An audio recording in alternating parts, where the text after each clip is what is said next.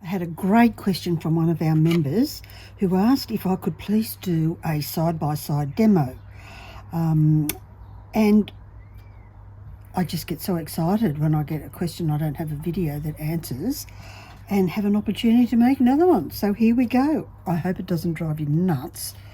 Now, these are Leponitts, favourites, oldies but goodies. Love them, would never be without them. These are really old and well used and up for a new spring, as a matter of fact, and a bit of TLC in terms of cleaning. If they don't cut well, or any wheel nipper doesn't cut well, just check that your wheel doesn't rotate, and if it does, screw it down. If not, it might be time for a new set, or just rotate them around, and I'll talk about that when we look at the others. Then the last 2 years, we've all been mad for these QEPs and Seabells. These have been recently updated. Well, the Seabells have been updated and now have beautiful teal coloured handles that match my scissors, and but basically they're identical. So the real advantage with these ones is primarily for glass, but theoretically can cut things that wide. So it has 3 settings, so that's a wonderful advantage.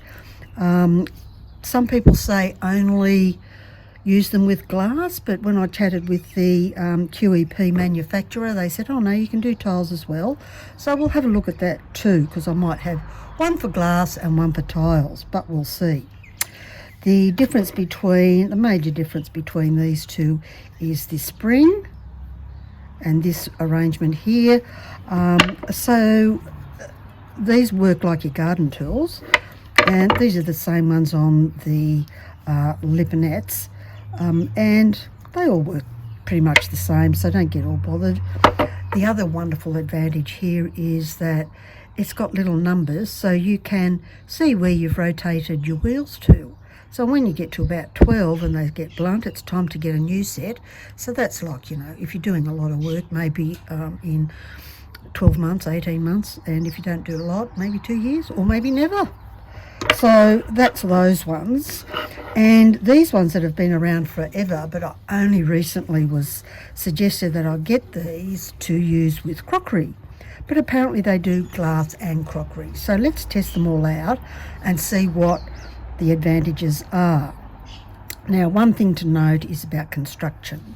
So these ones point in that direction. So they have a similar shape to the ceramic scissors, which we all got terribly excited about. And these are great for crockery only. I wouldn't use these on glass at all. They're like real munchers. And that's a whole other story. The other thing is there's nothing here to interfere with whatever you put against it. So that's really important thing to note. Likewise with the Leponitts, there's nothing here to interfere. So this is important if you're going to cut lots of slivers, and we'll look at that as well, how that works and doesn't work. So that means these ones for cutting slivers, no, not helpful because this gets in the way, but great for other things. So if you're shaping flowers out of stained glass, awesome.